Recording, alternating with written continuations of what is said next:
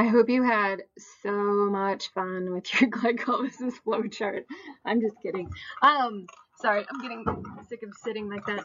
So now we're moving on to the Krebs cycle. So step 1, right, was in the cytoplasm. So this is showing, if you look down here, you'll see the cytoplasm, right? Cytosol, again, is another name for cytoplasm. So our next step is going to be inside the mitochondria, and it's actually going to be in the matrix, which is that like fluid inside the mitochondria. These are showing the outer membrane, the inner membrane. Remember, the inner membrane has a lot of folds, also called the cristae. And so again, if this is the mitochondria, there's the cristae. So beautiful, most beautiful thing ever. We're talking about things happening here in the matrix. So again, you might want to mark on your notes, this is the Krebs cycle. It's also known as the citric acid cycle. Technically, the Krebs cycle, citric acid cycle happens within what we're about to talk about, but we refer to the whole thing as the Krebs cycle. So if there is oxygen present, remember, if glycolysis happens and there isn't oxygen present, it goes to fermentation. If there is oxygen present, then what happens is those two pyruvates, or those pyruvic acids that have just come from glycolysis, will go across the two membranes of the mitochondria. So you might want to write that down. So if oxygen is present, the pyruvates that were made in glycolysis will cross the two membranes of the mitochondria. So that's your first step. So overall, the basic summary of the Krebs cycle, it's worth noting, is just like the quick elevator speech version. So one pyruvic acid, notice only one, and we'll get to that in a minute, only one is needed for one Krebs cycle. One pyruvic acid is broken down to CO2, ATP, and electron carriers at the end of an energy extracting reactions, or at the end of energy extracting reactions. But I'll give you more details on the next one. So you'll notice though, CO2, right? You know that in sorry, 6O2, right? If we're talking about the equation for cellular respiration, plus C6H12. This is probably so painful for you guys to watch me write this. O6 is going to make 6 CO2 plus 6 H2O. So far, all we've seen is this guy, C6H12O6, right? We haven't seen oxygen because glycolysis is anaerobic, so it does not require oxygen. And we haven't seen H2O or CO2 as a product, right? So in glycolysis, all we saw was this guy broken down to make two pyruvates. So now we're getting into the Krebs cycle. And in the Krebs cycle, we see CO2 made. And we also see O2 used.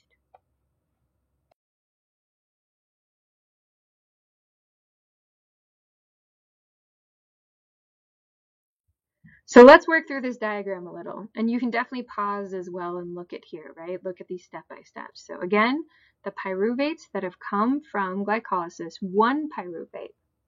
So ultimately, since two were made in glycolysis, what that means, and you should write this down, is two Krebs cycles can be run from one glucose, right? Because it only takes one pyruvate or one pyruvic acid to run one Krebs cycle. So we're going to come up with totals at the end of this, and you'll need to double them for every glucose molecule, if that makes sense. Because glucose makes two, this one runs a Krebs cycle, and this one runs a Krebs cycle, so they both do. So again, pyruvic acids or pyruvates from glycolysis go into the mitochondria. So they actually travel past both membranes, but as the pyruvate passes across the inner membrane, that cristae, what happens is there's 3 carbons here. One of those carbons actually leaves at this point. It joins oxygen, it leaves, and it makes CO2. That's this little guy right here. And again, everything that's happening is with the help of enzymes as they enter different areas. As a carbon pops off, and you need to know this for the whole Krebs cycle, every time you pop off a carbon, you're releasing electrons and energy from a bond. And so what's happening is as this carbon pops off, right, and joins the oxygen and leaves, and you exhale it, CO2, it's a waste product, it's releasing electrons. And those electrons are going to charge this NAD plus into an NADH. And then that guy, I'm going to change my writing, is going to go on to the ETC. So he's going to go to the electron transport chain, right? And that, the electron transport chain, we'll talk about this later, is actually on this inner membrane right here, which is why it's so folded in this picture up here. But right now we're in the matrix. So again, this pyruvate crosses this membrane. As it crosses this second membrane, it actually immediately loses a carbon, pops off a carbon because an enzyme helps it. That carbon joins an oxygen, and as it busts, goes off, right, it releases electrons that charge an NAD plus to make an NADH, just one of them, one. And it makes one CO2 as a waste product, which you're going to exhale. You're now left with a compound called acetic acid. And that acetic acid joins a coenzyme called coenzyme A to make a substance called acetyl-CoA. So again, this guy is pyruvic acid. When it loses one, it actually makes something called acetic acid. That acetic acid joins another enzyme called coenzyme A, and the complex that they make is called acetyl-CoA. And you'll need that for your flowchart. But don't worry, we'll work through it. Acetyl-CoA then attaches to a 4-carbon molecule that's already floating around in here. It's like the one that will cycle back and cause this thing to actually be a cycle, and you'll see that. And it makes citric acid, which is also why the Krebs cycle is called the citric acid cycle. And again, oxygen, we already know that because we saw it here, is used for this to help in this part. And I'll get more into the citric acid cycle on the next one. But all you really need to know now is up to here. Joins a 4-carbon molecule and it makes citric acid. So that's where we are. So get those steps down. You might want to pause and think about it and process it and watch me annoyingly explain it one more time before we move on to the next one.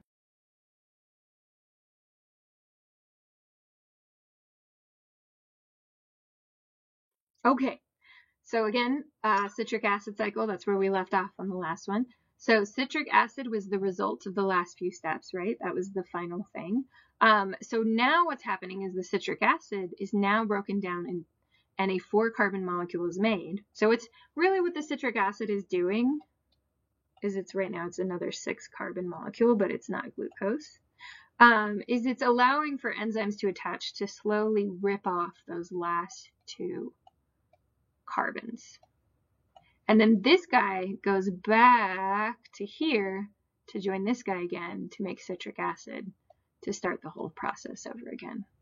But again, this is like this slow, tedious process. It actually happens really fast, but this tedious process that slowly rips off carefully your carbons. And every time it pops off a carbon, it attaches it to oxygens as well. So what you end up with is, we'll draw that out, CO2s, right? So here's another CO2. And you'll notice you'll get a CO2 for every carbon that's dismantled. So 1 glucose is going to end up making 6 CO2.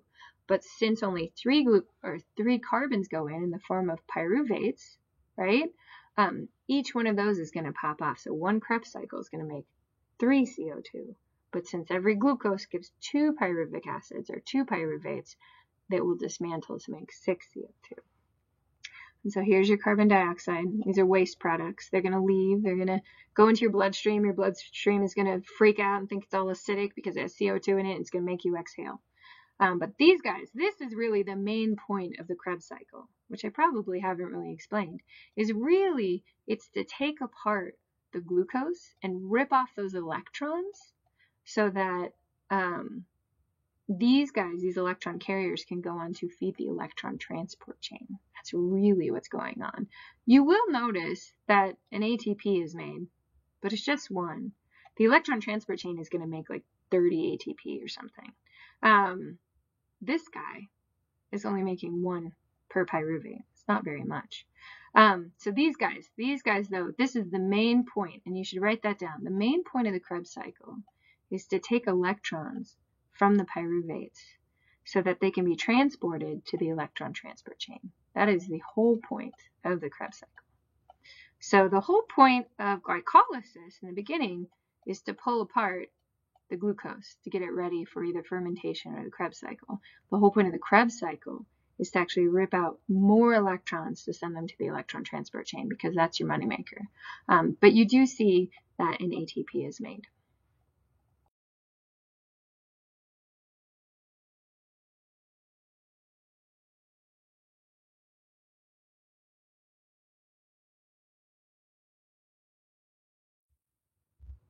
So I like this summary slide, right? It kind of shows basically what's made in each of them. So again, what goes in and what's made. So in glycolysis, 1 glucose plus 2 ATP, remember, because that's required, makes 2 pyruvic acids, 4 ATP, and 2 NADH. The 4 ATP, remember, go on to wherever they need to go in the cell to power the cell.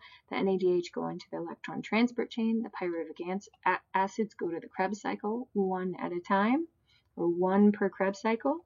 In the Krebs cycle, and again, this is in the cytoplasm, it does not require oxygen. This guy, the Krebs cycle, takes place in the matrix of the mitochondria. What happens is one of those pyruvic acids, right? So one glycolysis, or 1 glucose molecule can run 2 Krebs cycles because it makes 2 pyruvic acids. 1 pyruvic acid will end up making a net of 1 ATP, 4 NADH, 1 FADH2, which is also an electron carrier molecule, and 3 CO2. So you can say overall that 1 glucose, right? 1 glucose, I need to learn to write in cursive in this thing. There we go. Equals 2, in the Krebs cycle, we'll say, 2 ATP in the Krebs cycle, plus 8 NADH,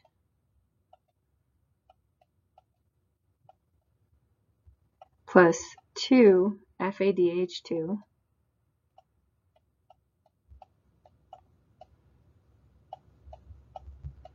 it's getting worse, and 6 CO2.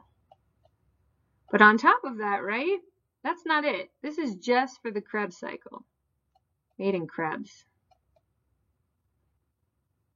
Really what's happened is also, right, we've also made 2 ATP, because it's a net of 2 ATP, as well in glycolysis, and then 2 NADHs.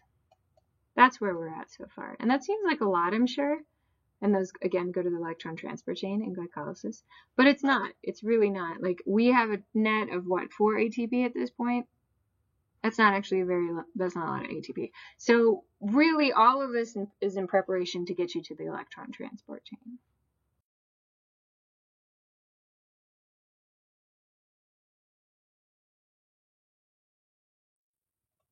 Okay, let's try and draw that a bit, huh? It's going to look like chaos, but it's okay. So glucose was broken down in glycolysis, right? I'm going to abbreviate it. That takes place in the cytoplasm.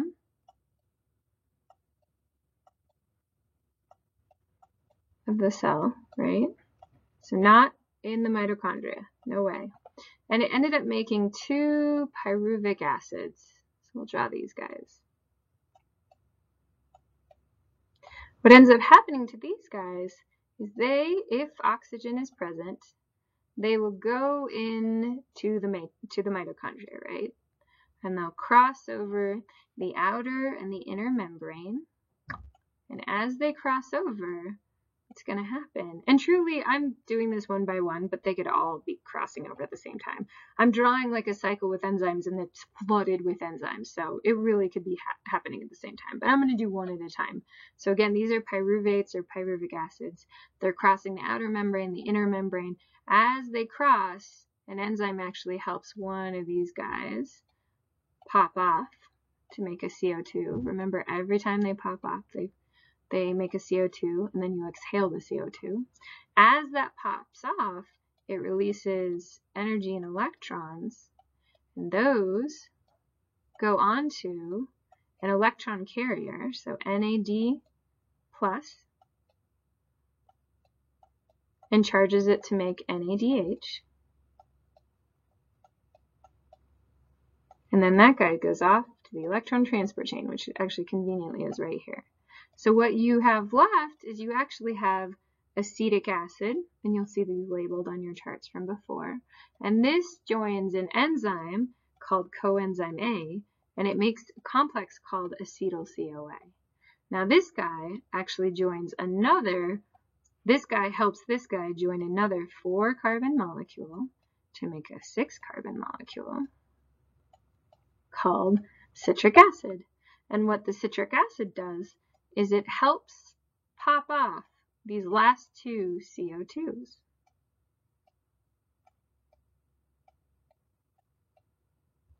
And what happens to this 4-carbon molecule that's remaining is it starts over and it goes back to this acetyl-CoA complex. So again, as these guys pop off, they release electrons and a little bit of energy, right? And so they end up charging NAD plus into NADHs to make NADH.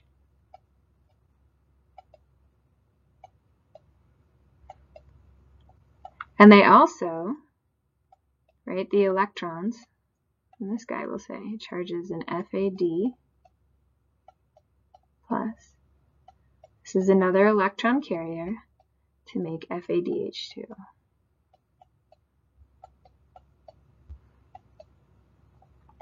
And these guys end up going to the electron transport chain, all of these guys.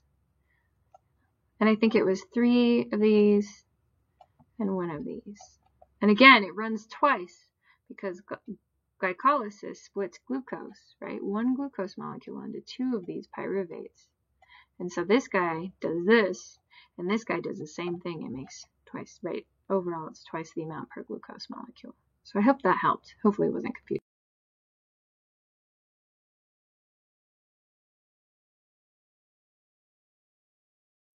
Okay, so go ahead and take a minute. I will make this slide repeat because I realize you can't see. I think this says citric acid is what's missing here, and this is electron transport chain. So acetyl-CoA, and then it says citric behind my face. So I'll repeat the slide so you can see it a second time. And then, yeah, go ahead and make this flow chart. So if you skip to the next slide, you'll see the instructions again. I want you to bring in glycolysis, because you should be saying that from glycolysis, the pyruvic acids then go into the mitochondria. You don't have to re-explain all of glycolysis. You can just say pyruvic acids, which are products of glycolysis, head across the membrane. That's fine. And you should be talking about how, yeah, I think that's it. You will notice like glucose isn't even in here. So in this one, you're starting with pyruvic acids, right? Your product from glycolysis. It shouldn't be too hard. You're welcome to go back and look at those other slides for help on it as well. But you do want to have the membranes on there, label the matrix, make sure you note that you're in the mitochondria so you really know. And I think that's it.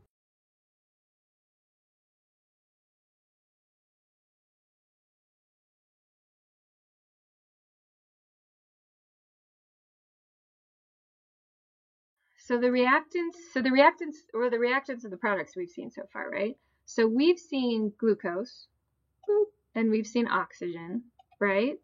We've also seen where CO2 is made, because as we dismantle glucose, we've made 6 CO2 at this point. And we've also seen some energy made, right? I think we have like 4 ATP so far, something like that. It's not very much. But we haven't seen water. That one's not happened yet.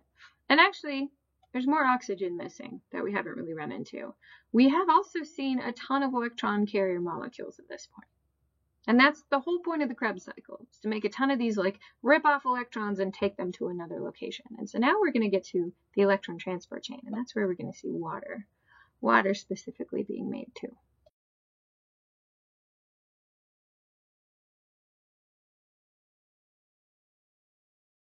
Are you guys so excited that we're almost done? I hope you're excited we're almost done. This is the last part and the last flow chart, right? And you'll notice each one is bit by bit, and this one's the same thing.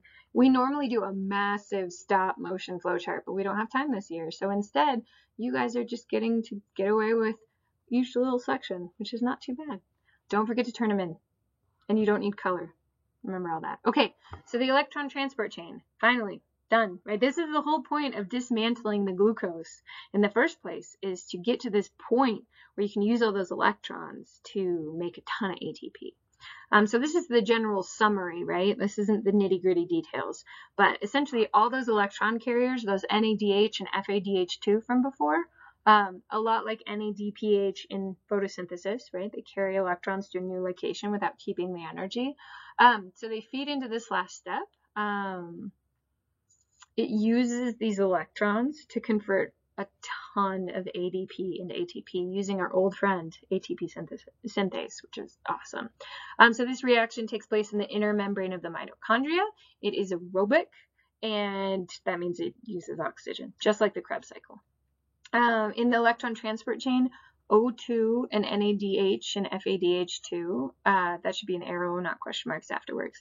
They go on to make 32 to 36 ATP and some water as well, right? 6 water in particular.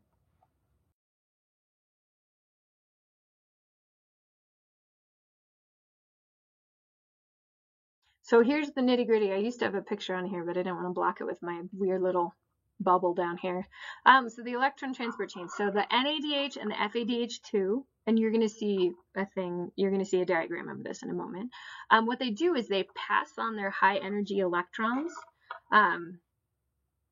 onto the inner membrane of the mitochondria. I'm actually going to draw it. So there's a bunch of these protein structures, right, on here, just like our electron transport chain before. This is the cytoplasm out here. This is the matrix. Oh my gosh, my writing. This is the matrix in here. Matrix. So these electron carriers like NADH and FADH2, they come up here and they drop off their electrons. And when they drop off their electrons, they get uncharged. They become NAD plus again, or FAD. When they do that, they go back, right? These guys go back when they're uncharged to the Krebs cycle to start the whole process over again, to get recharged from the pyruvate process of breaking everything apart, and go back and drop off electrons. So these electrons are then, we'll make them yellow, they're then passed down a chain of proteins, just like they were in photosynthesis. And as they're passed down a chain of proteins, they lose a little bit of energy.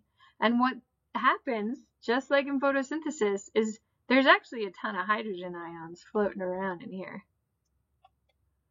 And what they do, because right when they drop off these electrons, that NAD plus actually loses a hydrogen ion. It used to be NADH, sorry, and now it becomes NAD plus and goes back. So what these guys do is they pump hydrogen ions against a concentration gradient into this space where they're building up a crazy amount of hydrogen ions. So this space, because of this process, is chock full. So again, what happens is the NADH comes and it drops off its electron onto, or its 2 electrons, onto a protein structure. That protein structure passes the electrons from protein to protein, the electron transport chain, along the electron transport chain. As it does it, these electrons lose a little bit of energy, and that energy is used to pump the hydrogen ions against the concentration gradient into this inner membrane space. Where is that? Right here.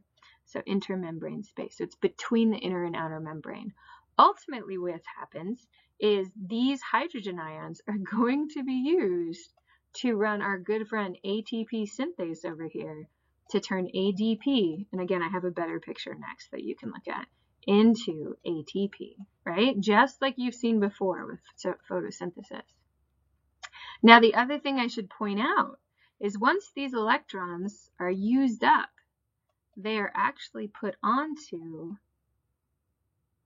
oxygen, which then negatively charges it.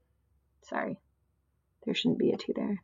Negatively charges this oxygen, right? So there's 2 negative electrons put on this oxygen. This last protein, its whole job, and you're actually going to see this in your 7 Deaths Murder Mystery, its whole job is to put the electrons onto oxygen. Oxygen now has a negative charge, floating around with a -2 charge, and it joins 2 hydrogen ions that are in this space and makes water. So that's the final resting place of the electrons. So they start in glucose, they get dismantled, they go, right, you break them apart, they start being pulled off. These electrons slowly are ripped off of glucose and put onto electron carriers like NADH and FADH2. Those electrons are carried to this electron transport chain. I have a neater picture next, I promise you can see it. Those electrons then move from protein to protein and are eventually dumped off onto oxygen. And then that oxygen, right, the oxygen you breathed in the first place, like goes towards this. And so that oxygen is in the matrix. It's helping the Krebs cycle, but it's also helping with this. Those electrons that are spent, they don't have a lot of energy left, go onto oxygen. That oxygen has a negative charge now, joins hydrogen and makes water, and then you pee it out and it goes, or you sweat it out, or you cry it out, or whatever happens with it. So again, the reason really why these electrons are necessary is because they need to allow for hydrogens to be pumped into this inner membrane space so that ATP synthase can make ATP. Remember, this was more of a side note in photosynthesis. It was really important for helping run the second part of photosynthesis, but in this one, those electrons being used up and spent in this electron transport chain in order to pump hydrogens across the membrane, that is the main point of electrons and why we need them dismantled and pulled from the glucose, is to run ATP synthase. And I have a good picture next.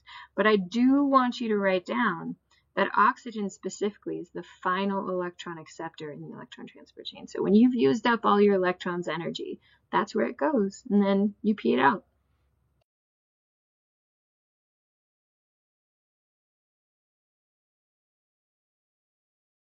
So I like this diagram. It has more information than you need. Like, you don't need to know the names of the enzymes, but you will see cytochrome oxidase come up on your 7 deaths, and that's actually this guy right here. This is cytochrome oxidase right here, or sometimes called cytochrome C, which is technically that, but whatever. And these enzymes, these initial ones, right? This enzyme right here, NADH, your electron carrier, right, and FADH2, they each have their own enzyme that they come and drop off their electrons to. So they have come, ignore the glucose and glycolysis, the blah, blah, blah. So this comes from the Krebs cycle specifically.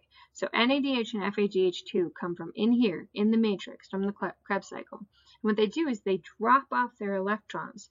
Their electrons are then passed from protein to protein to protein, and their energy is used specifically to pump hydrogen ions into this inner membrane space. Remember, the whole point of pumping them into here is because then the hydrogen ions are so built up, they want to balance out.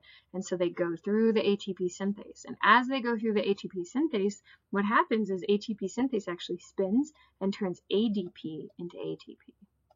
And for this process, it makes anywhere from 32 to 36 ATP, which is crazy, in the electron transport chain, which is nuts. Again, as they move through, they get spent, and they end up on their final enzyme, which is this guy, which is cytochrome oxidase, or sometimes cytochrome C, even though the two go together. And the whole goal of this guy is to take those spent electrons and put them onto oxygen. When it puts them onto oxygen, it gets a negative charge, and it gets attracted to hydrogen, and it makes water, and then you pee it out. And that's the electron transport chain.